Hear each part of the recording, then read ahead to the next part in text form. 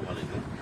আমাদের মুরগির ঠান্ডা ট্রিটমেন্টের আজকে তৃতীয় অর্থাৎ শেষ দিন। তৃতীয় দিনই শেষ দিন হয় না, কিন্তু আমাদের মুরগি অলরেডি কালকে গত পরশু থেকে কালকে অনেকটা ভালো, আজকে ফুললি ক্লিয়ার বলা যায়। তারপর একটা অ্যান্টিবায়োটিকের ডোজ সাধারণত 3 দিন বা 5 দিন করতে হয়। 3 দিনের নিচে করলে বা 5-7 দিনের উপরে করতে পারে, এটা শরীরে রেজিস্ট্যান্ট হয়ে যায়। তো আমরা যার জন্য 3 দিন এটা কমপ্লিট করবো, যদিও আমাদের মুরগি এখন সুস্থ। তো আমরা কি কি দিয়ে ডোজ করাইলাম ফার্স্ট ভিডিওতে বলছি, আবার রিপিট করতেছি, যারা নতুন তাদের জন্য খুবই উপকার হবে। এখন যেটা দিচ্ছি সেটা ডক্সিক্যাপ, মানুষের, যা ডক্সিসাইক্লিন ভেটেরিনারি পাওয়া যায়,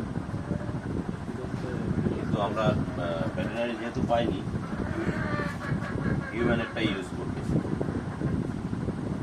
আর এর সঙ্গে যাচ্ছে মাইক্রোনিট। বলা হয়েছিল ডক্সিক্যাপ লিটারে 1 গ্রাম, মাইক্রোনিট পার লিটারে 1 গ্রাম। আর সঙ্গে সাপোর্টের জন্য দিচ্ছি লাইসোভিট। লাইসোভিটটা কেন? রোগ প্রতিরোধ ক্ষমতা বৃদ্ধি করার জন্য। আর এই যে অ্যান্টিবায়োটিক চলতেছে, অ্যান্টিবায়োটিক চলা অবস্থায় যে কোনো পশু প্রাণী দুর্বল হয়ে যায়। এই দুর্বলতা যাতে পাখির শরীরে না আসে, তার জন্য আমরা লাইসোভিটটা ইউজ করতেছি। লাইসোভিটটা পার লিটারে 1 গ্রাম করে যাচ্ছে। তো আমরা এইভাবে গত 2 দিন ডোজ করছি, আজকে তৃতীয় দিন চলমান।